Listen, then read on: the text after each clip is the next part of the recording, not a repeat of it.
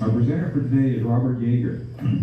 For the past decade plus, Robert Yeager has written about collector and enthusiast cars for the New York Times. His book, The Next Gen Guide to Car Collecting, has been published by Motor Books and explores the many ways that the internet and social media have changed the classic car marketplace.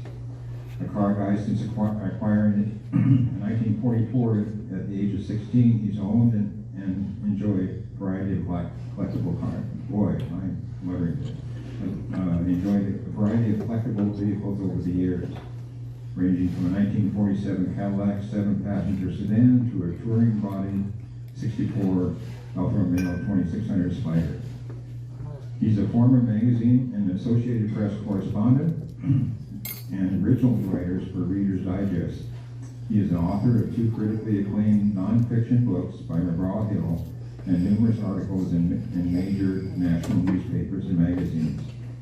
In 2013, Mr. Yeager's novel, The Romanoff Stone, won an Independent Publishers Ippy Award for Suspense and Thrillers, and an Indie Reader Discovery Award for General Fiction.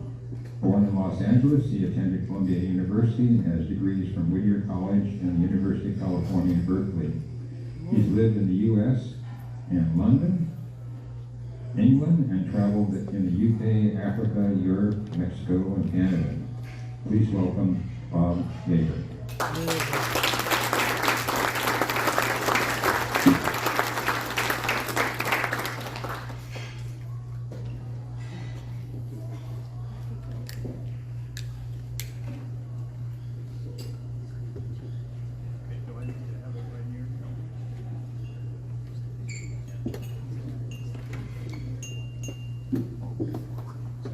Hi, everybody.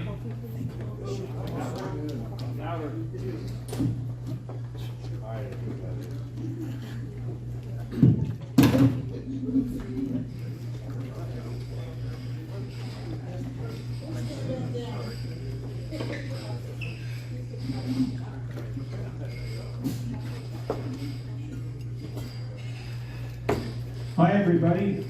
Welcome to Next Gen Car Collecting, the road ahead. First, I'd like to thank Gary and his team for putting this event together. I also want to thank my colleagues, Chris Bach and Ed Adams, and to encourage our audience to speak up during the question period. These 2 gentlemen have forgotten more than I will ever know. You'll look a long time before finding more qualified car guys. So I'm Bob Yeager, and I grew up loving cars, as did most of the male members of my family. My first love, as Gary said, was a great baby blue 1940 Ford coupe, which had headers and dual exhausts with cutouts, and very cool Naugahyde upholstery. Does anybody here remember Naugahyde upholstery?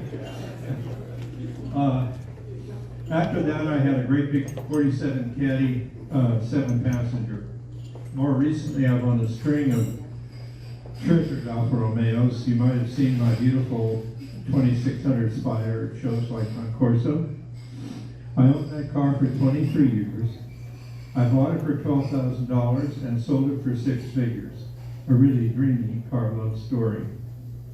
Anyhow, I spent my working life as a professional writer. And a couple of years ago, I wrote the book, The Next Gen Guide to Car Collecting, which was published by Motor Books.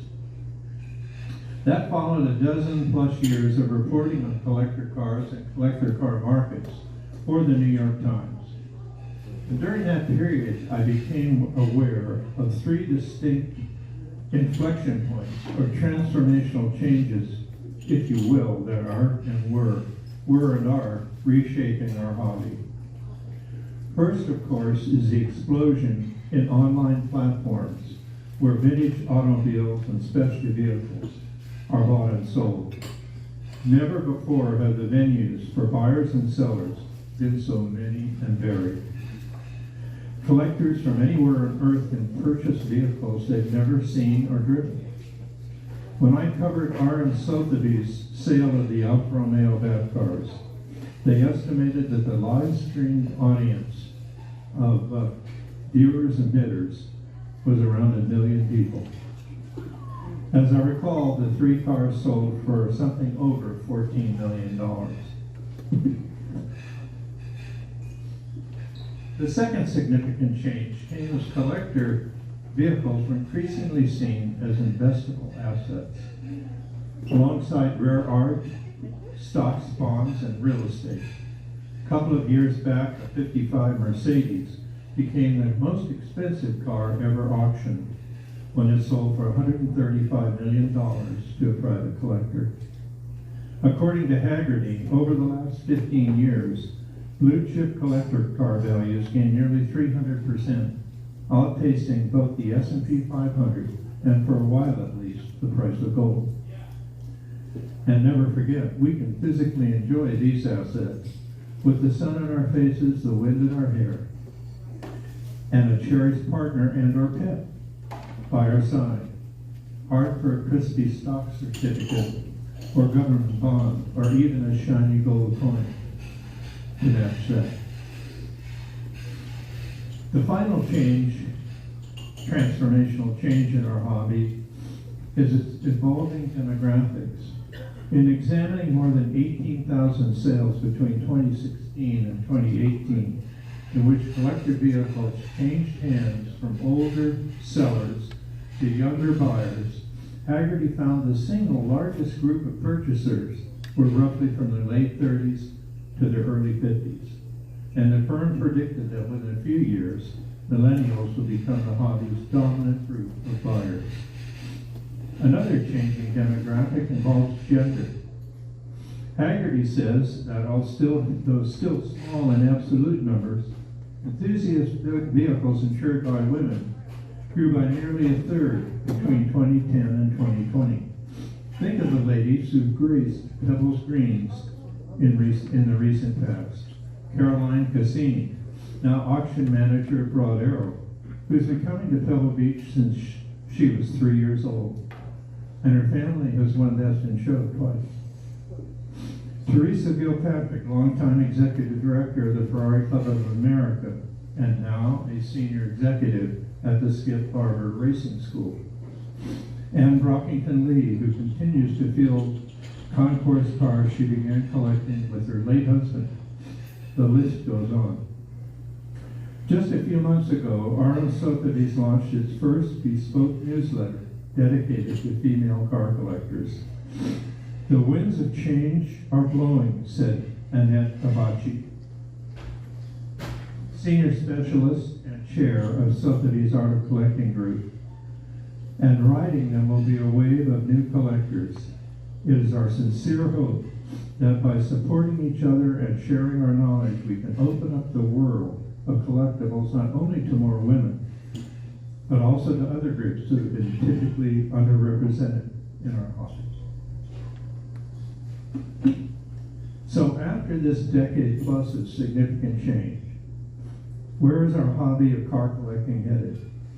I remember writing about Prince Harry and Meghan Markle quietly speeding away from their 2018 wedding in an electrified EJ. Shortly thereafter, Aston Martin unveiled a vintage EV of their own, a 1970 Volante. Paul Spires, Aston's president, told me he hoped the move would give the firm's heritage cars greater longevity. He reverently described the joys of silently cruising along winding country roads in a vintage and electrified top-down roadster. The clean air and quiet were a revelation, he said. So what does the road ahead look like? What do our panelists say? As I mentioned earlier, I can't imagine a more qualified pair to help guide us in this discussion. So now I'd like to introduce two car folks some of you may already know. First of all is Chris Bob. Chris has served as chief judge at the Pebble Beach Concourse since 2013. He attended his first show at Pebble in 1963 at the age of 18. A decade later, he was appointed a class judge, and then he continued to serve as one of the show's judges over the ensuing decades, often acting as chief judge for American Classics. Chris also serves on the show's selection committee, a group which I'm a writer, I have to have my script. A group that chooses the cars ultimately invited to the Sunday Concours. He also helps oversees field and ramp operations on Concours Sunday, making certain things run smoothly. On 5 occasions, he's also been an entrant, usually showing Packards, a mark to which he is keenly devoted. In fact, Chris is the only person I know who has actually owned a Packard Woody, which is why you may occasionally see him carrying a can of varnish and a paintbrush in his pocket. Chris has also served as president and national head judge of the Classic Car Club of America and as editor of the Cormorant for the Packard Club. Today, whatever else he says, I'm hoping Chris can share with us a little bit about the efforts by Pebble Beach and the Classic Car Club to encourage younger enthusiasts, restorers, and collectors. Chris?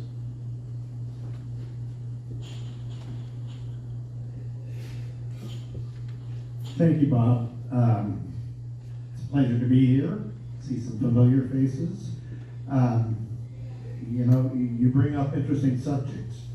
I have to touch on something before I forget it.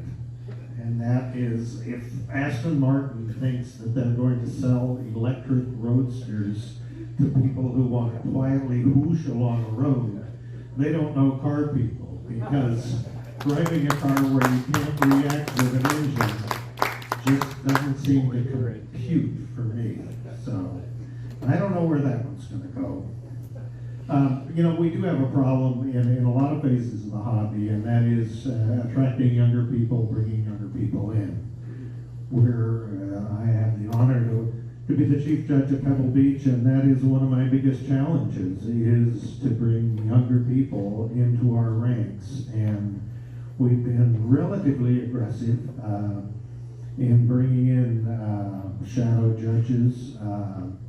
We've relied heavily on McPherson College for their students to fill these roles. The Academy of Art University has also provided people, and fortunately we're seeing second-generation judges come and follow their parents into our ranks. And so, you know, my goal is that fewer and fewer people in the room will have hair color the same as mine, and we'll see more younger people and more diversity,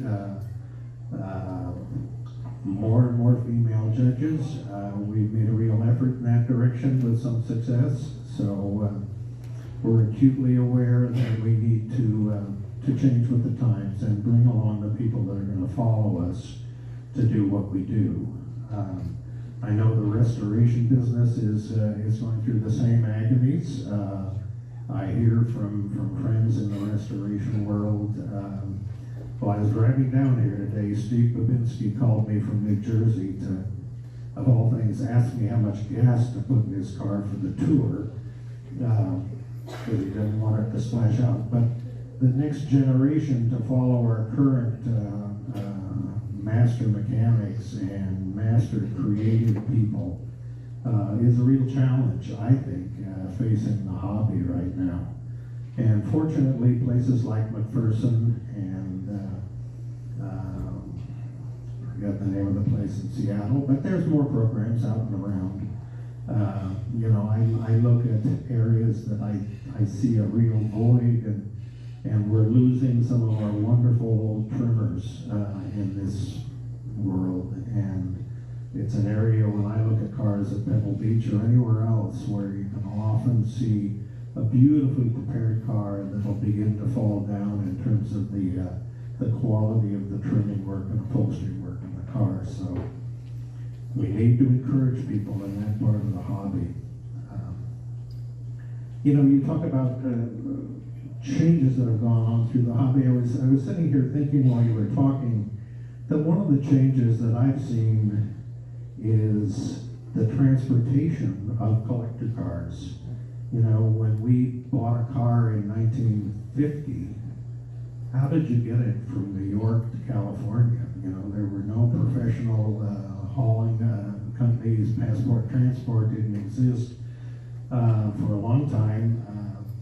Many shows, I think including Pebble Beach, required that you drive to the event. Trailers were a no-no. But nowadays, transportation is available in a million different ways, and both here in the United States and incredibly around the world. Always amazes me to hear a collector talk about, well, you know, we were going to put the car in a container from Europe, but we really want to do a tour in September, and so we're going to have to fly the car. And that's, you know, what, a $50,000 round trip from Europe. And, you know, in the 1970s, that would have been unthinkable. But I remember in 1985 when we brought Bugatti Royales to California from Europe, we flew the two from France with Air France, and that was kind of a pioneering activity for Air France. But they did it, and 2 cars for $40,000 in separate planes, by the way. The museum would not allow them to fly together. So that's been a huge change. And when you talk about the marketplace, I'm just staggered. It seems like every week I'm introduced online to a new online auction service. Haggerty's doing it. And there's so many wannabe bring-a-trailers popping up now that it's unbelievable. So I wouldn't be disappointed if collector cars lost their luster for people simply interested in parking money as an investment. I think cars should belong to enthusiasts who love cars. So anyway, that's a bunch of editorial thoughts on my part. And it's a pleasure to be here. I'm happy to answer questions whenever. Well, next up is somebody I've known for years, and many of you have too, especially those of you who consider yourselves alfisti. Ed Adams has been buying, fixing, selling, and rallying collector cars the whole time I've known him. When Ed was 6 years old, his uncle drove 200 miles to show the family his new car. It was a very pretty MGTD, and it left Ed with a deep, lifelong impression. I was swept away by that little toy-like car, he recalls. After my uncle left, I kept looking for it all the time on the streets. Ed thinks of the mid-50s as a golden era of car watching. Every year, every car seemed to look different. The hood ornaments looked like jet planes, and they got bigger with each new model. When he was 13, Ed spied a Jag XKE in a showroom around Christmas time. It had a big red ribbon wrapped around it with a bow on top. I was a goner, says Ed, who wound up with an XKE in college. Graduating during a recession, Ed made money buying cars, fixing them up and selling them. He's been doing that all his life. Sometimes it's gone better than others. About 20 years ago, he acquired another dream car, a scratch-built custom mold car called the Silver Slipper. He'd had the car about 10 years when one night, sitting on a trailer outside his house, it disappeared. I'll let Ed tell you what happened next.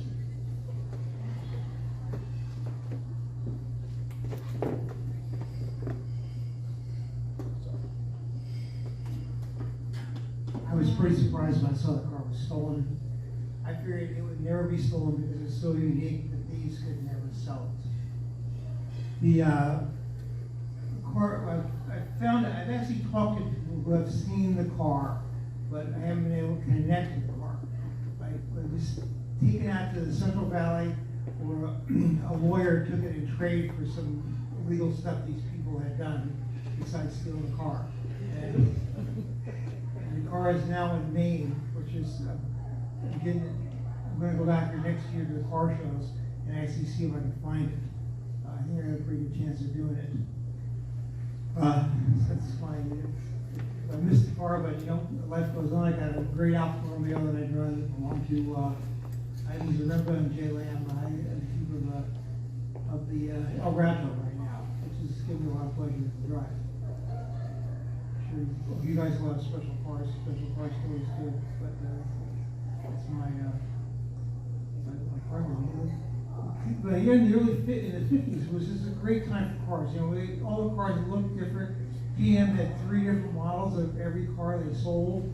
The trim was different. You just wait to get out of school to see one in the fall, who can spot the first, Chevy Bel Air or whatever. Today, the cars just don't have the same excitement as the earlier cars that are most of them you can't even tell apart what model or what make they are, because they look so similar due to government regulations about hitting people and how they're designed. It's tough to get younger people involved in cars like they were a long time ago. Not in our lifetime.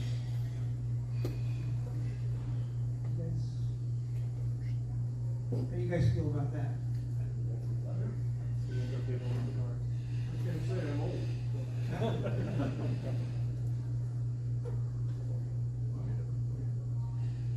Before we take the questions, I wanted to share a recent email from a friend named Kurt Glavis. I wrote about Kurt in the Times when he was restoring a Land Rover Defender with his then 16-year-old son Cole. Looking back, here's what Kurt wrote to me just a few weeks ago about what that experience meant to him. Quote, "I was going through a divorce at the time, and I wanted to find a way to be there for my son. Years before, my dad and I had worked together to rebuild a Land Rover, and I thought this could be good for Cole and I. I found an old and very needy Defender, and the two of us spent hours together, under and over and all around that car in the driveway. It didn't really matter what problem we were trying to solve, or if we solved it at all. We were working together to figure it out. It turned out to be the best time I ever spent with my son. It got us through that difficult period and made us pals. Today, Cole has graduated from college and is living in the Midwest. Whenever I see an old Defender on the road, I take a picture of it and I send it to him. And he'll write back, 'Cool, Dad.' So now let's hear whatever questions you might have. So where do you see, what, you wrote a book on cars and whatnot, where do you see the direction, what are people looking for these days? Boy, what do you think, Ed? Some cars seem to be very popular all the time, like Porsches, for example. They're very, very popular, but some of them have kind of slacked off in their desirability, like MGTVs are just, you can barely give them away. Other cars, you could pay people to haul them away, like Studebaker Monte or something, a dead one, dead Studebaker.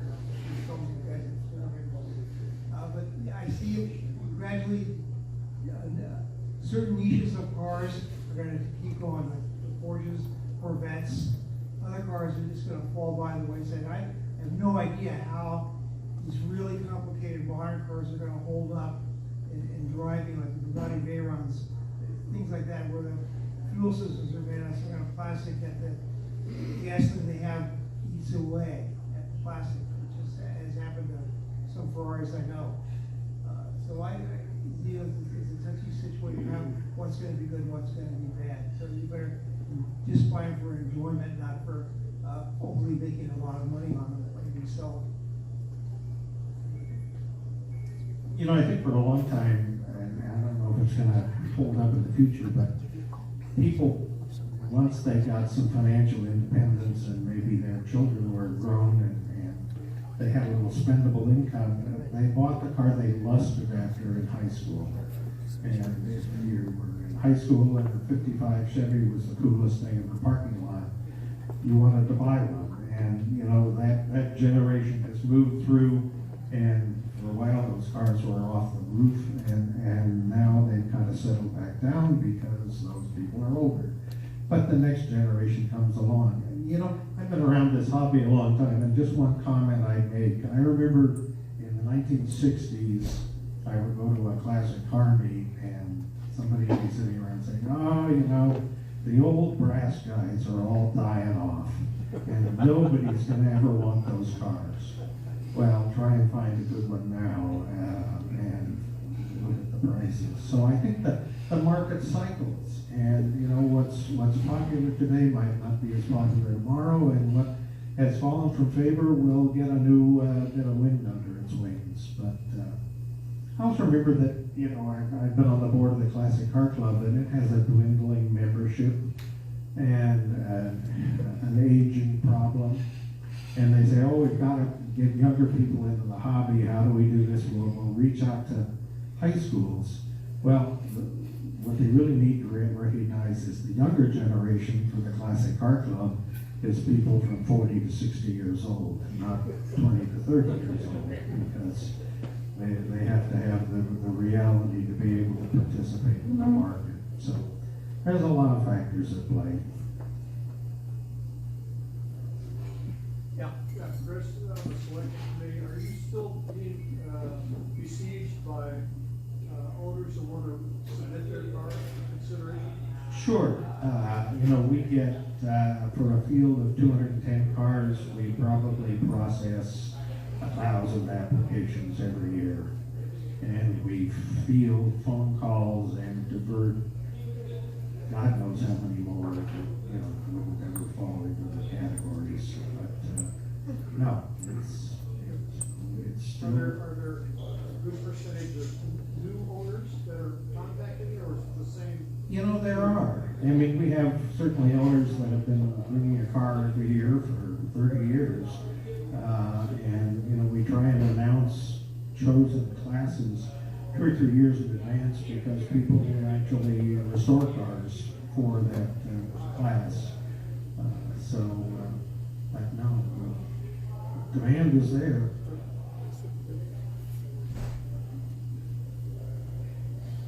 Who we have in the back there in the orange shirt? So I'd like to ask Chris's opinion about the preservation selection last year at Pebble. What is your personal opinion selecting that particular car? Oh, the microphone broke. Everyone has an opinion. I want to know your opinion. You know, it was a fast-paced car. It had a very charismatic owner, and it was very carefully prepared, and it had a very pure history.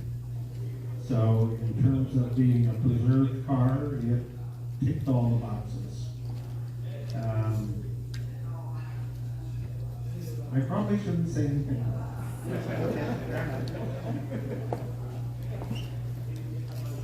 Yeah. Like in paintings, there are investing clubs that group together to buy paintings, right, or fine wine. What percentage of the art industry is being affected by investing clubs where you've got a consortium of people that are bidding and then selling on very high-end cars? I don't really know the answer to that. Do you have a feeling for that one? Not 100%. No. You know, I've seen some publicity that people have put out about trying to put together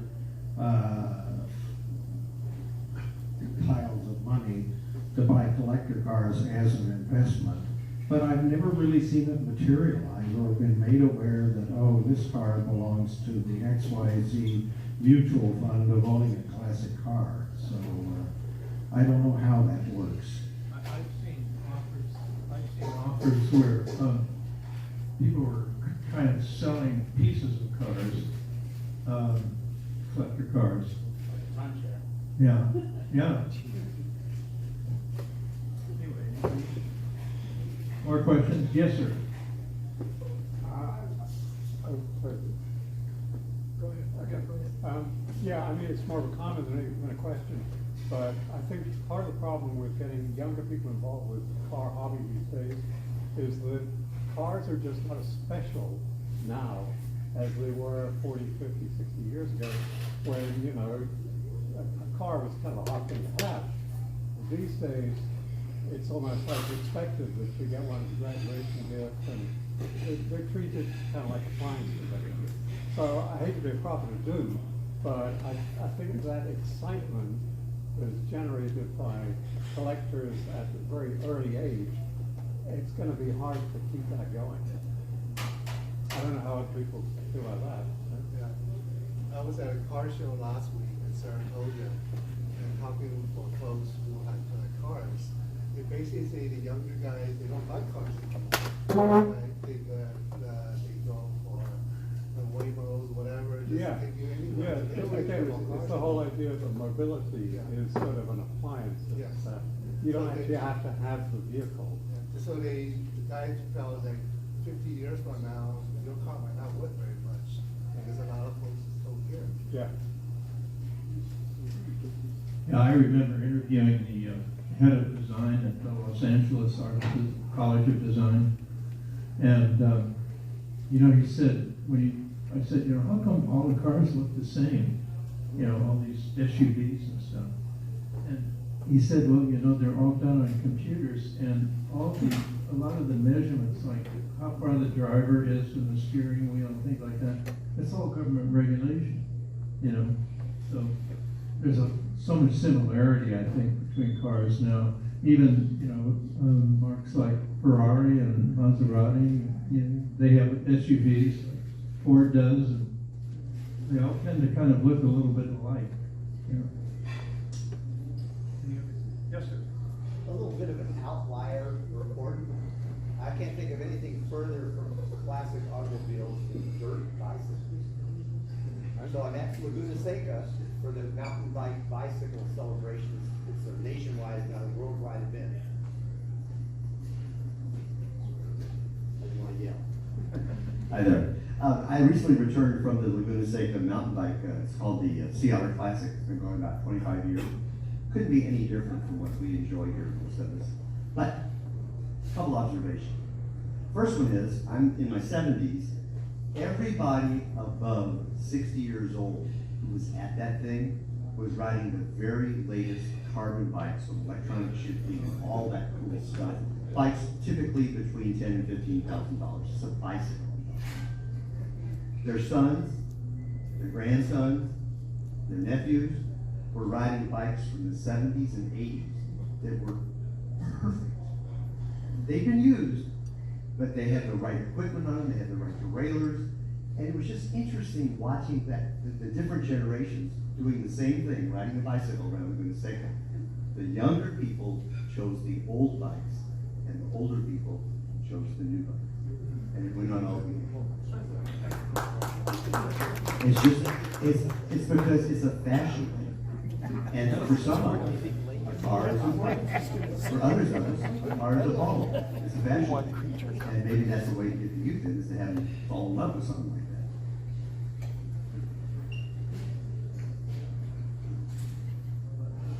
Any more questions or comments? I've been involved with the hobby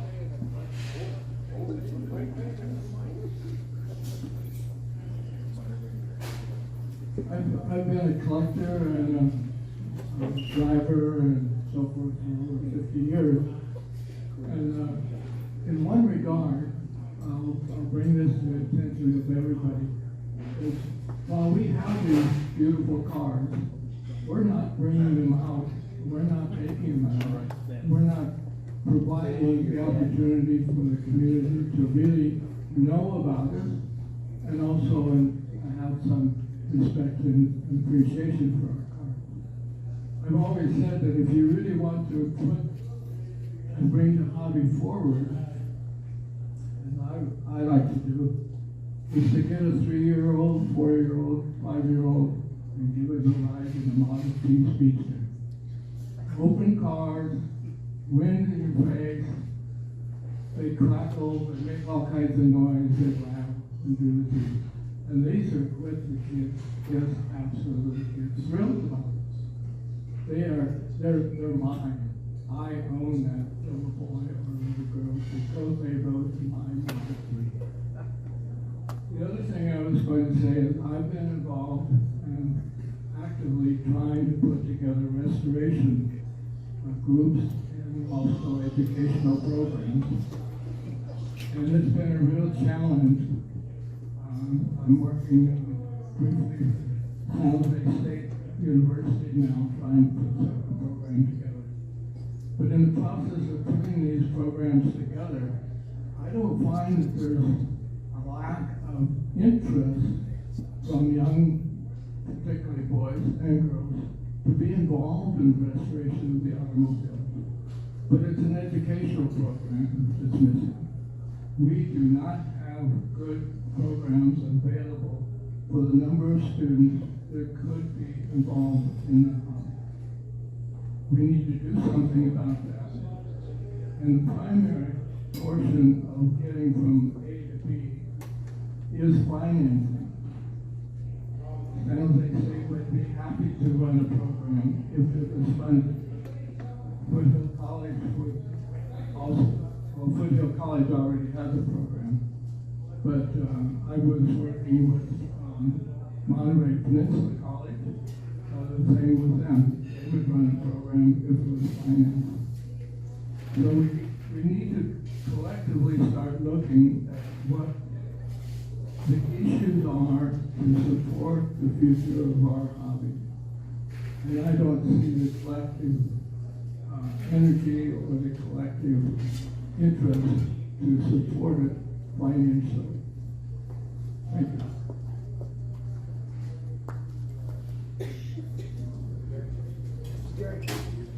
Gary.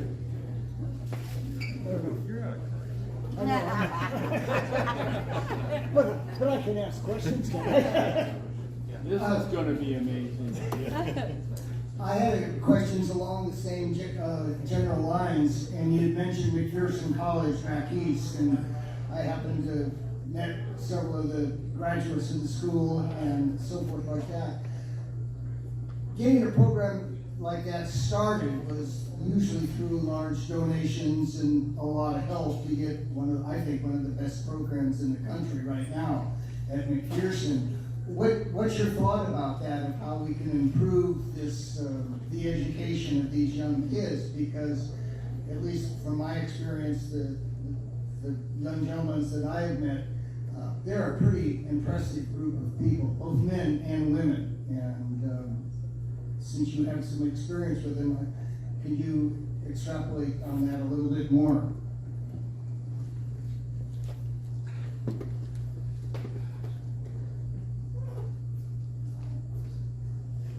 You know, in my experience, I agree with you 100%.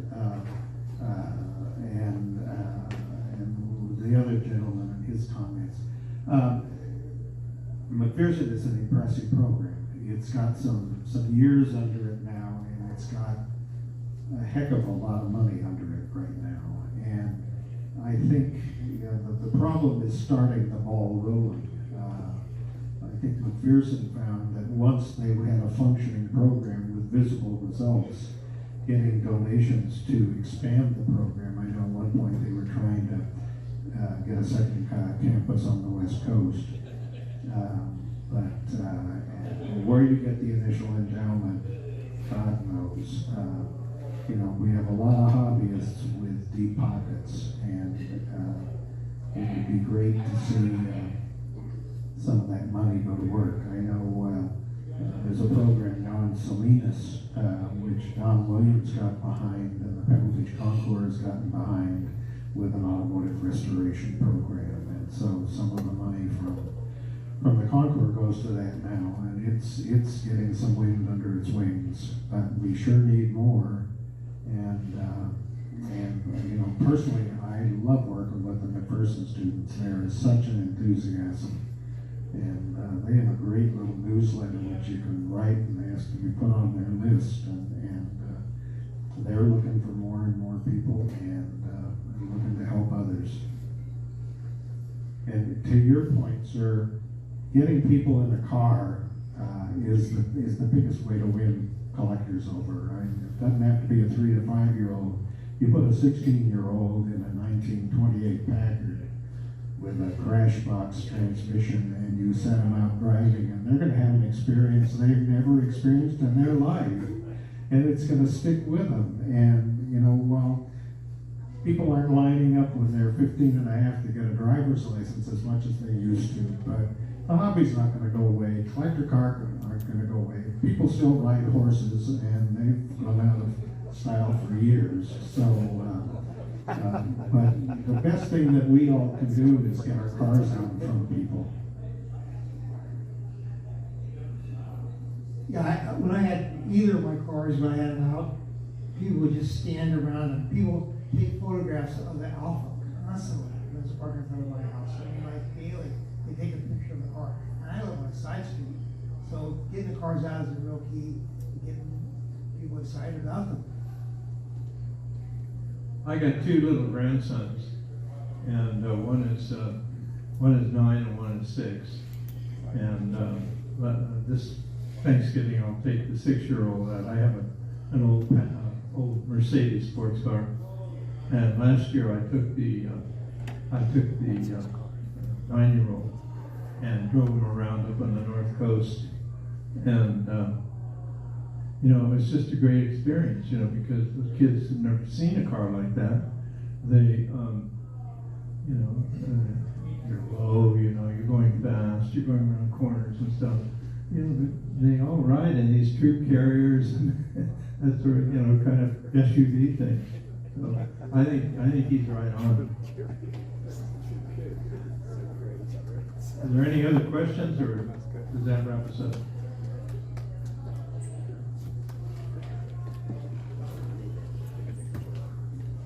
I'd just like to make a comment. One of the things I've always tried to do at car shows, even concours that I'm entered in for judging, is if there's younger people that come by, I invite them to sit in the car. And they are astounded that I would do that. But you know, I tell them to be careful, you know, back into it, sit down and be careful when you put your legs in, but enjoy it. And until you experience it. I mean, I would have gone nutso if I would have been able to do that when I was a young man. God knows I'm not a young man anymore, but I think we all need to do that, not worry about the car so much. I think everybody's concerned about it's going to get scratched or it's going to get bumped or something. But invite people of all ages. I was in Monterey last year with my car, and there was some women that were mothers of kids and whatnot, and they came by and they were moving and on over the car. I said, well, would you like to sit on it? And they just about went crazy, and they loved the idea, and they did. They took all these pictures, and they went and got their kids, and they sat in the car. But participation is where it's at. Get people to enjoy your vehicle. And I love that story that Kurt Glaubitz told me about his son and what it meant to work on the car, you know, when he was 16 and going through some troubles at home. And it was really touching to see that.